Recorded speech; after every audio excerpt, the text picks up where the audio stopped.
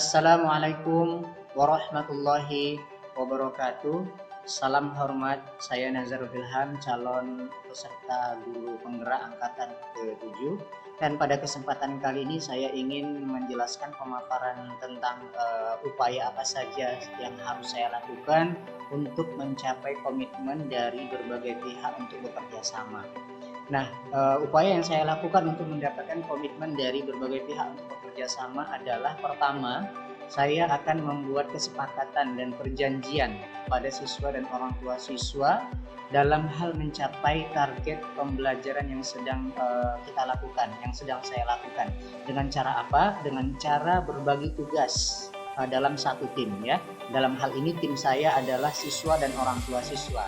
Nah, apa isi kesepakatannya? Isinya adalah pertama, untuk saya sebagai guru, mungkin tugas saya adalah membuat dan merancang sistem pembelajaran yang lebih menarik.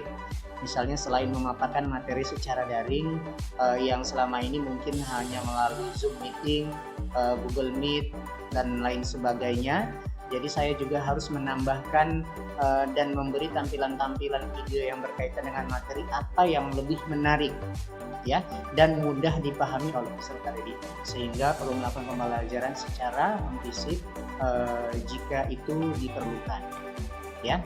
Jadi beberapa hal ini yang saya lakukan untuk saya sebagai guru untuk merancang ataupun untuk melakukan strategi dalam hal untuk mengajak bekerja sama untuk kepada siswa dan orang tua siswa. Itu untuk saya sebagai guru atau sebagai pendidiknya ya. Lalu yang kedua adalah untuk siswa yang bersangkutan. Jadi tugasnya adalah untuk siswa ini harus benar-benar mempunyai komitmen ya, harus benar-benar mempunyai semangat yang tinggi bahwa saya harus belajar dengan tekun. Ya, meskipun melalui daring, hanya melalui Zoom misalnya, dengan mengikuti pembelajaran dari awal hingga akhir dan dapat menyelesaikan tugas-tugas yang diberi oleh guru dengan baik dan tepat waktu. Jadi benar-benar memastikan kepada peserta didik, kepada siswa saya bahwasanya saat ini kita tetap melakukan pembelajaran karena kita tidak bisa tatap muka, kita hanya bisa belajar secara daring. Maka dari itu benar-benarlah kami mengikuti pembelajaran dari Bapak, benar-benarlah kami mengikuti pembelajaran dari saya agar apa yang saya sampaikan, materi-materi yang saya sampaikan bisa kamu pahami.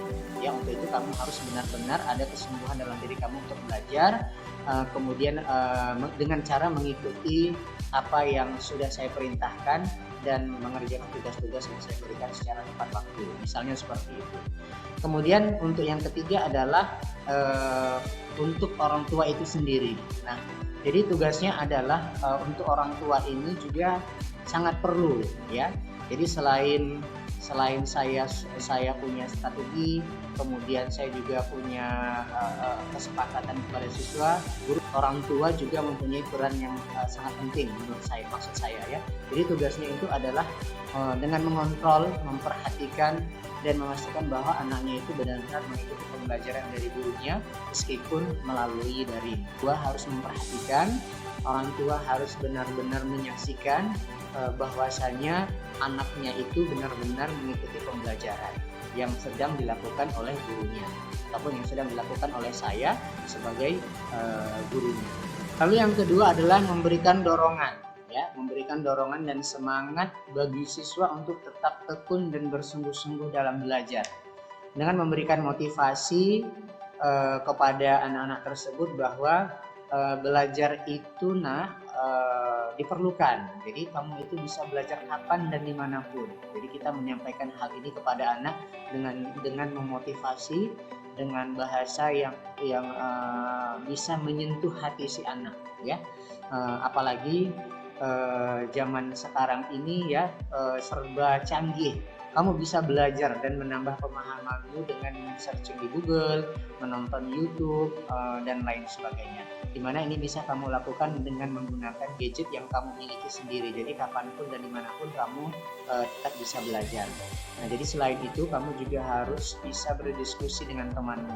Jadi jangan sampai kamu menyia-nyiakan waktu, menyia-nyiakan kesempatan, dan jangan pula menyia-nyiakan pengorbanan orang tuamu yang sudah bersusah payah dalam memperjuangkanmu agar kamu itu tetap bersekolah.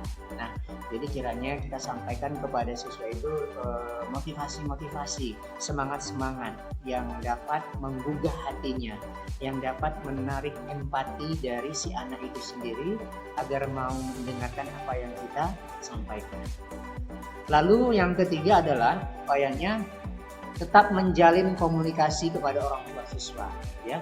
Jadi hal ini juga penting sebab hal itu dapat membangun rasa empati dari orang tua siswa kepada guru, kepada kita sebagai pendidik, bahwa ternyata ini loh gurunya ternyata peduli terhadap perkembangan si anaknya.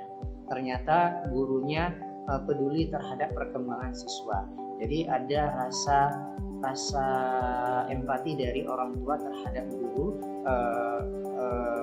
tentang apa yang dilakukan gurunya kepada siswa, tentang usaha-usaha apa yang dilakukan gurunya kepada si anak.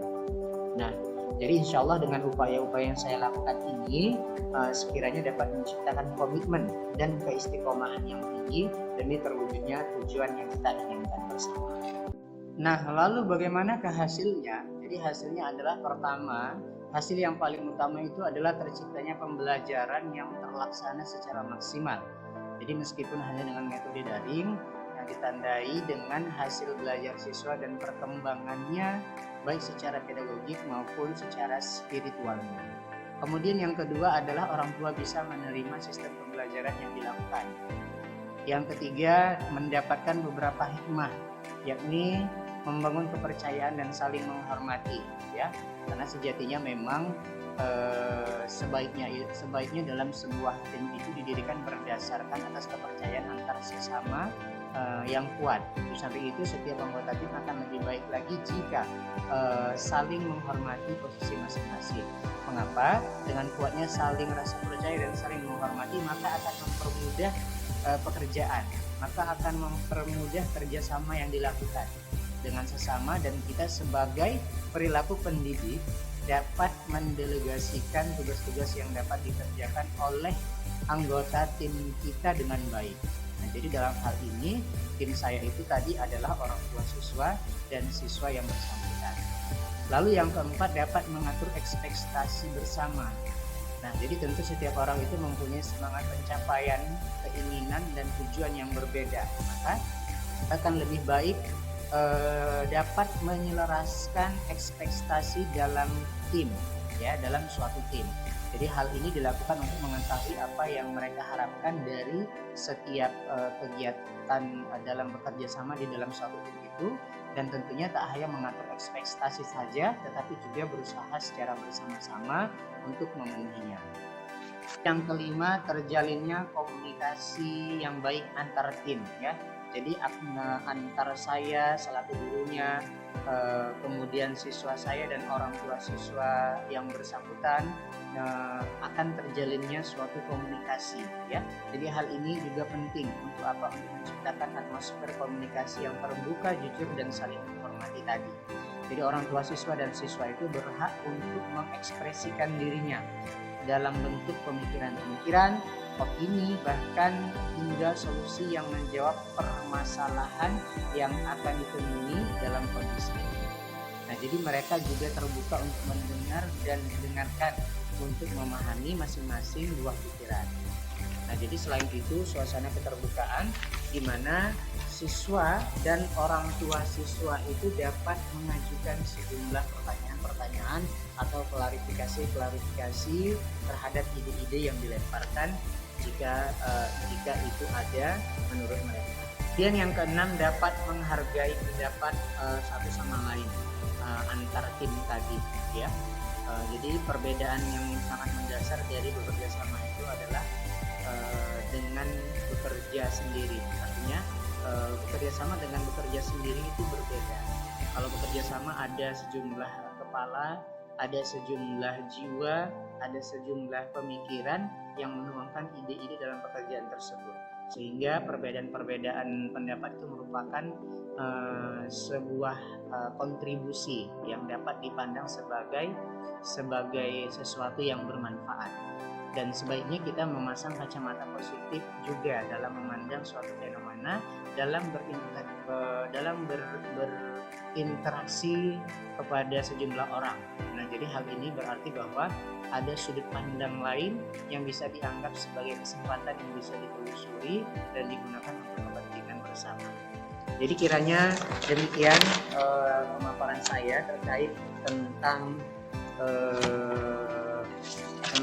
upaya apa saja sih yang harus saya lakukan untuk mendapatkan komitmen dari berbagai pihak untuk melakukan bekerja sama kita ini. Demikian dari saya. Salam hormat kembali, saya Nazarul Ilham. Assalamualaikum warahmatullahi wabarakatuh.